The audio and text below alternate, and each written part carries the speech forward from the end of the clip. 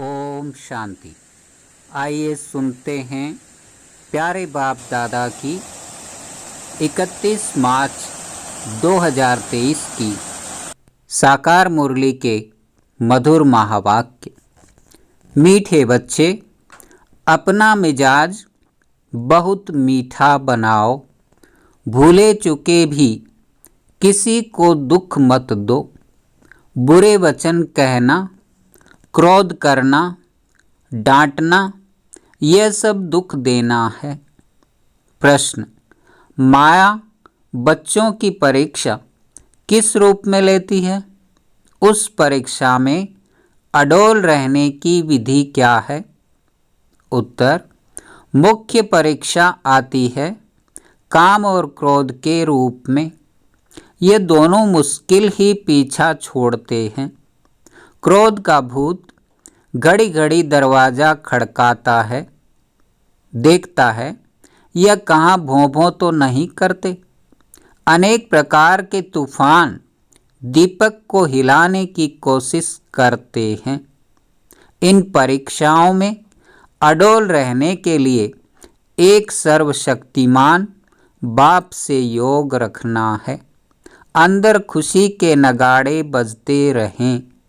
ज्ञान और योग बल ही इन परीक्षाओं से पास करा सकता है। गीत बजा निर्बल की लड़ाई बलवान से। ओम शांति। बच्चे समझते हैं और बाप भी समझाते हैं कि तुम फिर से आए हो पारलौकिक बाप के पास और सब हैं लौकिक पाप। यहाँ है सब आसुरी बुद्धि, सतयुग में है देवी बुद्धि। आसुरी के बाद फिर देवी जरूर बनना है। आसुरी और देवी, पतित और पावन में फर्क बहुत है। तुम जानते हो हम पावन थे, फिर रावण ने पतित बनाया है। अभी फिर बाप द्वारा हम फिर से पावन दुनिया का वर्षा ले रहे हैं। सतयुगी राज्य भाग्य का, वह भी 21 जन्मों के लिए। जब बाबा बच्चों को कहते हैं तब याद करते हैं, फिर भूल जाते हैं।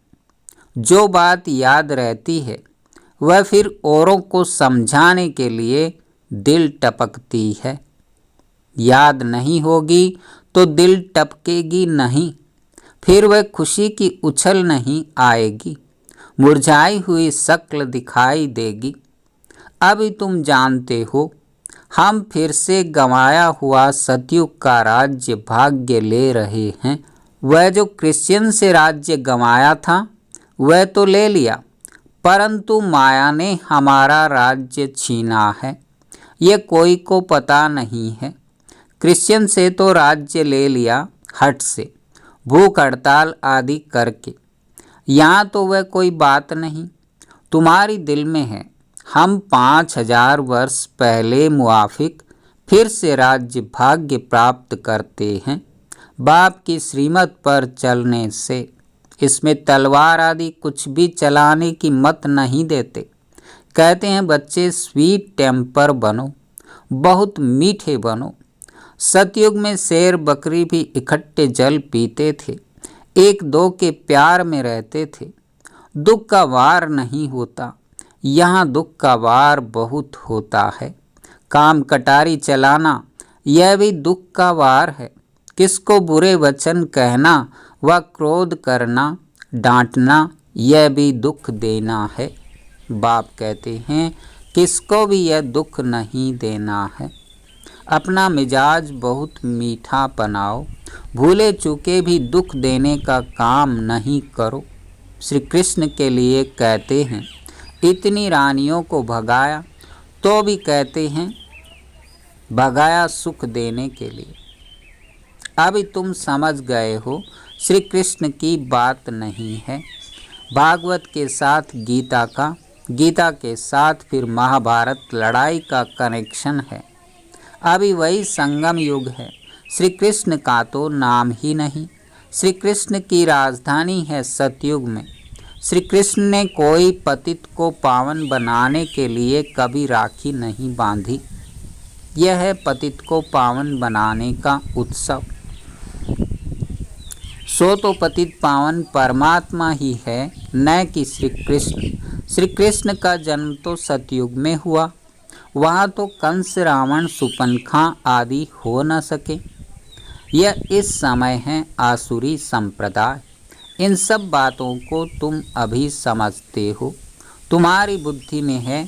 हमने बेहद के बाप से अनेक बार राजयोग सीखा और 21 जन्म राज्य पद पाया है, फिर माया से राज्य भाग्य गंवाया है। जो माँ बाप दादे के दिल पर चढ़े हुए बच्चे हैं वही तख्त नशीन बनेंगे। जो फरमान बरदार नहीं वह क्या पद पाएंगे। पद पाना चाहिए सूर्यवंशी, नहीं तो पाई पैसे के दास दासी जाकर बनेंगे। बाप दादा की आज्ञा पर नहीं चलते हैं। ब्रह्मा की मत भी मशहूर है, शिव बाबा की श्रीमत भी मशहूर है, तो ब्रह्मा और शिव बाबा के साथ उन्हों के औलाद की भी मत मशहूर होनी चाहिए। तुमको शिव बाबा और ब्रह्मा दोनों की मत पर चलना चाहिए, तब तो श्रेष्ठ बनेंगे।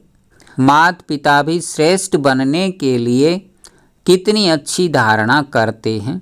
सब बच्चों को पढ़ाते हैं, मुरली सब बच्चों के पास जाती है। इनका पाठ ही है पढ़ाने का। कई बच्चे ऐसे भी हैं जो माँ बाप से भी अच्छा पढ़ाते हैं। शिव बाबा की तो बात ही ऊंच ठहरी, परंतु मम्मा बाबा से भी इस समय होशियार बच्चे हैं। बल संपूर्ण तो कोई बना नहीं है, कुछ न कुछ कांटे भी लगते हैं। माया का वार होता है, दीवे को तूफान लगते हैं। जितना ज्ञान और योग में रहेंगे तो इस घृत से तुम्हारी ज्योति जगी रहेगी। कोई दीपक में घृत थोड़ा कम हो जाता है तो लाइट कम हो जाती है। कोई का दीवा बहुत अच्छा जलता रहता है। आत्मा रूपी दीवे को ही तूफान लगता है। तूफान तो लगेंगे। बाबा कहते हैं नंबर 1 अनुभवी मैं हूँ। रुस्तम से जरूर माया रुस्तम होकर लड़ेगी। बाप समझाते हैं, हे दीवे, ऐसे ऐसे तूफान आएंगे, परंतु कर्म इंद्रियों से कोई पाप कर्म नहीं करना। कोई ने कुछ कहा तो एक कान से सुन दूसरे से निकाल दिया। ऐसा अभ्यास करना पड़े। क्रोध भी मनुष्य की पूरी ही सत्यानाश कर देता है। यह भी बड़ी परीक्षा होती है। क्रोध का भूत आकर दरवाज़ा ठोकते हैं। देखें भों भों करते हैं। अगर कोई भों भों करने लग पड़ते हैं तो दीवा बुझ जाता है। माया सबकी परीक्षा लेती रहती है। समझा जाता है इनमें तो क्रोध था नहीं, अब फिर इनमें क्रोध आ गया है। बाबा के पास बहुत अच्छे अच्छे बच्चे थे, माया का तूफान सहन नहीं कर सके तो गिर पड़े। फिर कहा जाता है किस्मत। हम परीक्षा में ठहर नहीं सकते। बच्चों को तो परीक्षा में बड़ा अडोल रहना है। अंगद मिसल, यह भी एक मिसाल है। तुम बच्चों के अंदर खुशी के नगाड़े बजने चाहिए। सर्वशक्तिमान बाबा के साथ योग रखने से मदद आपे ही मिलती रहती है। कोई हथियार पवार नहीं लेते। बाबा सब युक्ति सिखलाते हैं। बाप को याद करो तो विकर्म विनाश होंगे। क्रोध की भी स्टेजेस होती हैं। काम का भूत तो बड़ा खराब है। शल कोई में काम का भूत फिर से प्रवेश न करे। उनको योग बल से निकाल देना है। योग से ही क्रोध का भूत भी निकलता है। घड़ी घड़ी दरवाज़ा खटकाते हैं। कहाँ मार्जिन देखी और घुस पड़ते। ये 5 चोर अंदर बहुत घाटा डाल देते हैं। हम कितने साहूकार थे, 5 विकारों ने कितना कंगाल बना दिया है। इनका बड़ा सरदार है काम, सेकंड नंबर है क्रोध। काम बच्चू बादशाह है, बड़ा मुश्किल से पीछा छोड़ते हैं।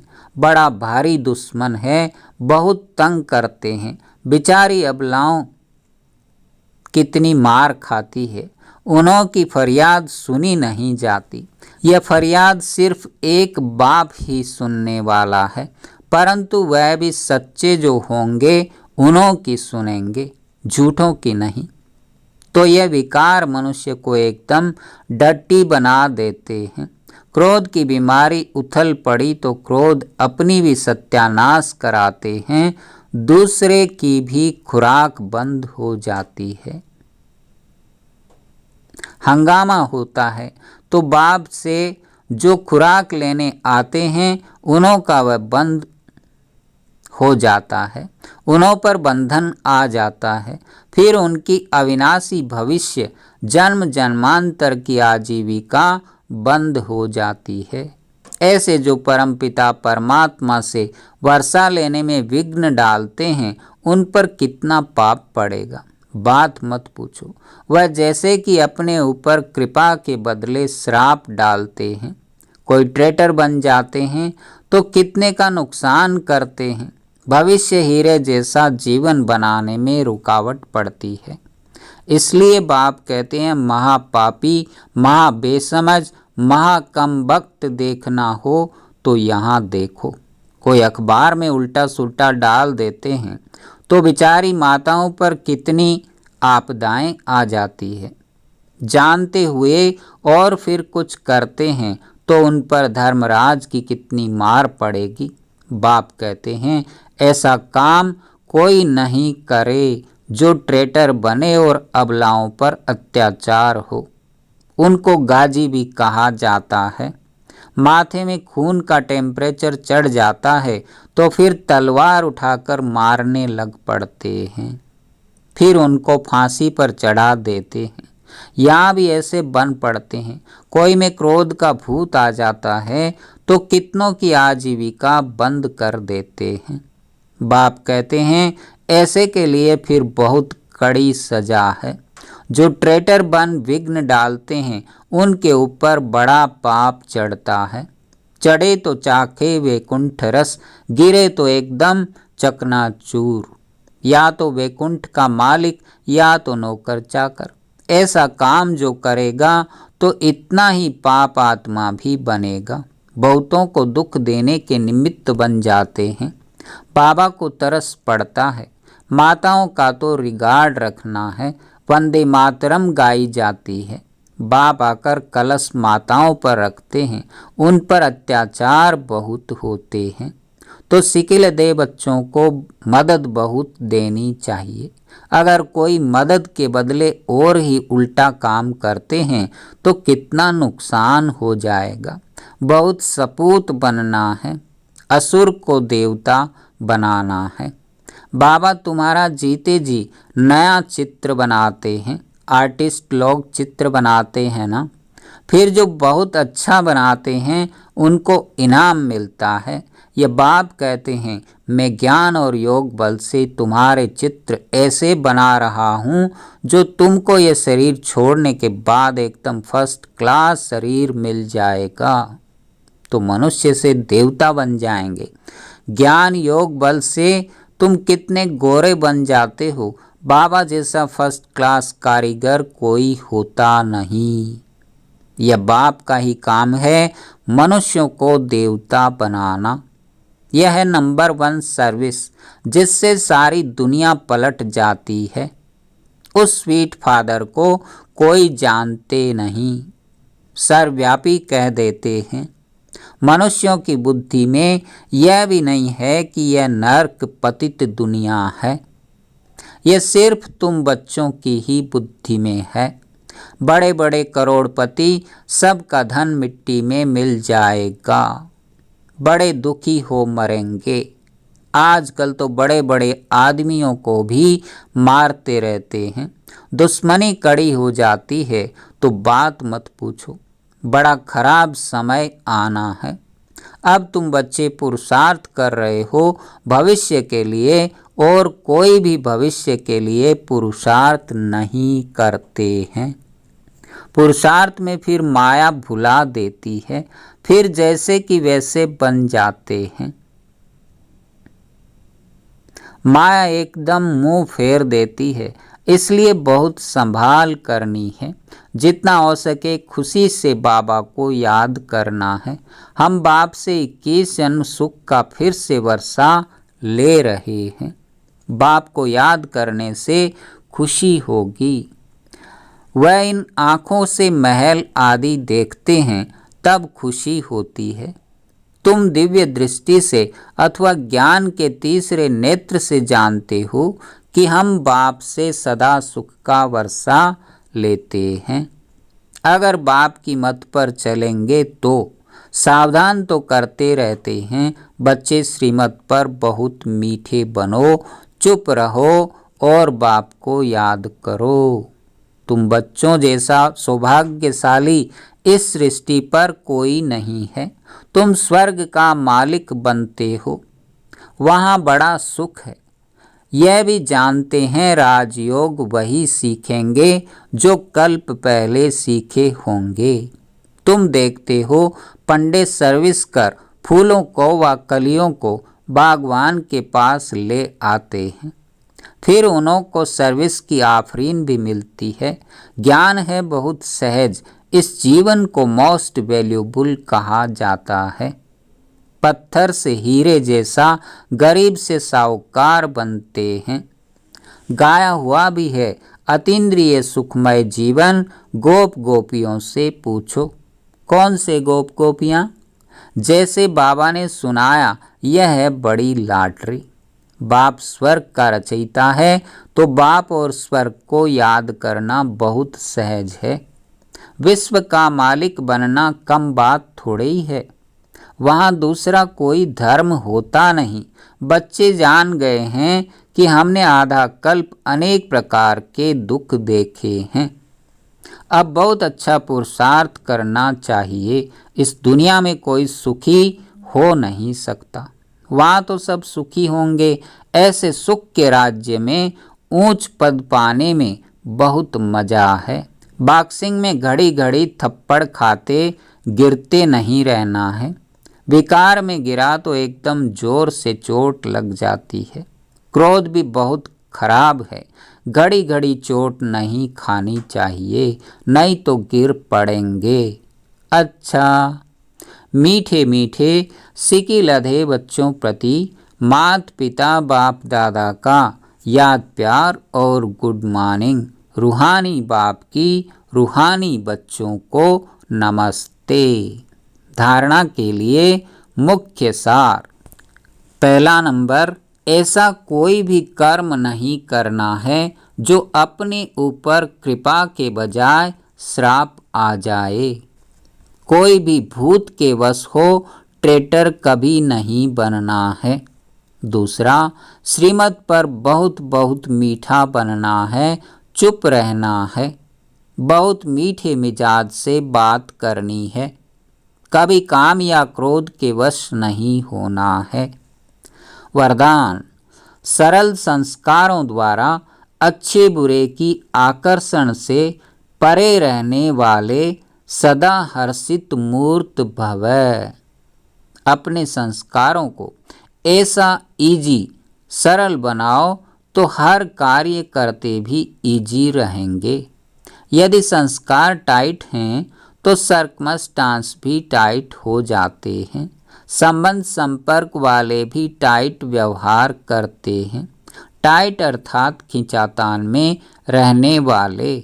इसलिए सरल संस्कारों द्वारा ड्रामा के हर दृश्य को देखते हुए अच्छे और बुरे की आकर्षण से परे रहो। न अच्छाई आकर्षित करे और न बुराई, तब हर्षित रह सकेंगे। स्लोगन, जो सर्व प्राप्तियों से संपन्न है वही इच्छा मात्रम अविद्या है। ओम शांति, ओम शांति।